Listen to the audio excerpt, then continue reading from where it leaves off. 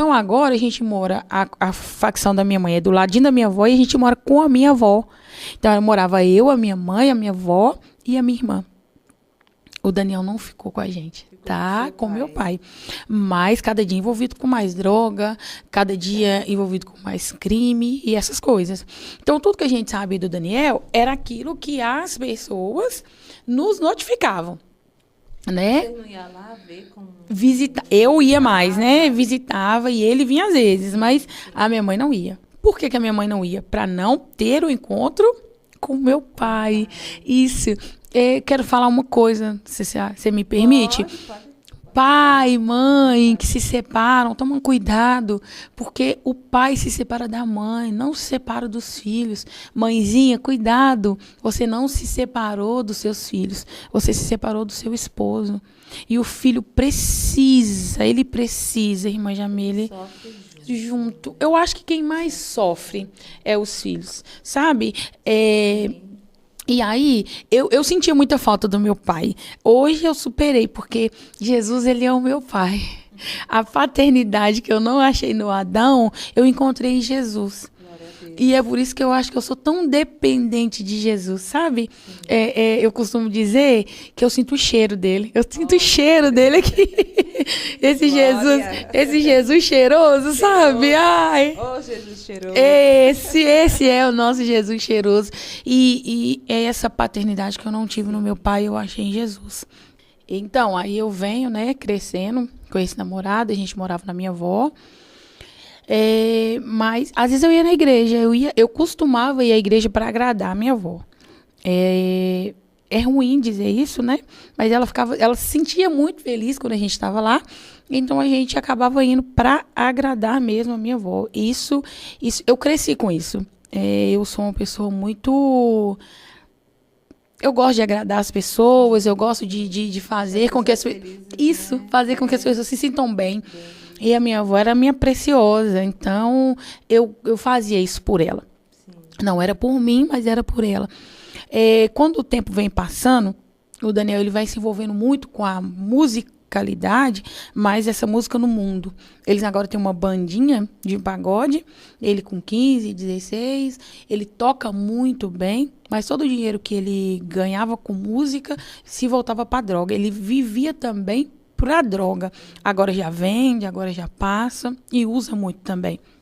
E eu com a minha mãe, né? Na minha avó, na minha mãe. Então, a minha mãe, eu tenho para mim que ela preferia fingir que não sabia do exato acontecido. Mas todas as vezes que ele se encontrava, ela dizia: Daniel, se você for preso, aí você vai ver. Não conta comigo lá. Ela era muito rígida nas palavras. Sim. A conversa que ela tinha comigo era assim: Vanessa, se você engravidar, você vai se virar com esse menino, porque eu não quero saber. E quando eu penso que era muito mais fácil dizer assim: Vanessa, vamos ali no posto, na farmácia, vamos tomar um remédio, vamos tomar um anticoncepcional, vamos... Sei lá, né? Isso, trazer essa clareza, né? Hoje em dia a gente tem mais facilidade, né, irmã Jamile, para trazer clareza e conhecimento para os filhos, né? Quando eu fiz 18 anos, o Daniel tinha 16. Ele já estava envolvido até o pescoço. Eu tenho 18 anos e eu agora desculpo que eu tô grávida. Eu estava estudando com o meu namorado. Né? E, irmã Jamile, foi como um desespero de alma. Porque eu perdi a minha virgindade e engravidei. E agora eu ia gerar. Só que na minha mente, aquilo era uma vergonha. Era uma vergonha para minha avó, para minha mãe. Quando o Daniel soube que eu estava grávida, ele foi na minha casa muito bravo. Muito bravo. E eu me lembro até hoje das palavras dele. Ele falava: poxa, Vanessa, você é burra, velho. A gente já sofreu tanto na vida. Por que você fez isso? O que vai fazer agora? Como que a gente vai cuidar dessa criança? E eu muito magra, eu sempre fui muito magrinha e debilitada, e eu passava muito mal. Então eu ia muito pro hospital, eu ficava muito internada, tomava muito soro. Sim. E o pai do meu filho, como eu te disse no começo, sempre foi muito homem. Então ele assumiu essa gravidez, sabe? Ele assumiu essa paternidade até hoje, né? Hoje, para honra e glória do Senhor, meu filho tem 21 anos e o pai dele é assim, é fora da faixa, é um excelente pai. E agora eu me vejo nessa situação, grávida, a minha mãe sem saber o que ia fazer com a gente, a minha avó bem triste, né? Esperava outra. Muito, esperando outras coisas, né? Boas, né? E aí eu comecei a traçar um plano. Eu falei, olha, não dá pra eu ganhar esse neném aqui, eu vou ter que alugar uma casa, eu vou ter que sair daqui. Aí eu larguei a escola, e comecei a trabalhar muito com a minha mãe. Quanto mais eu lembrava da minha situação, mais eu costurava. E sem saber. Aí o meu pai, o pai do meu filho foi lá, explicou pro meu pai a situação. Ele foi na casa da minha avó e aí ele abriu uma lacuna em mim.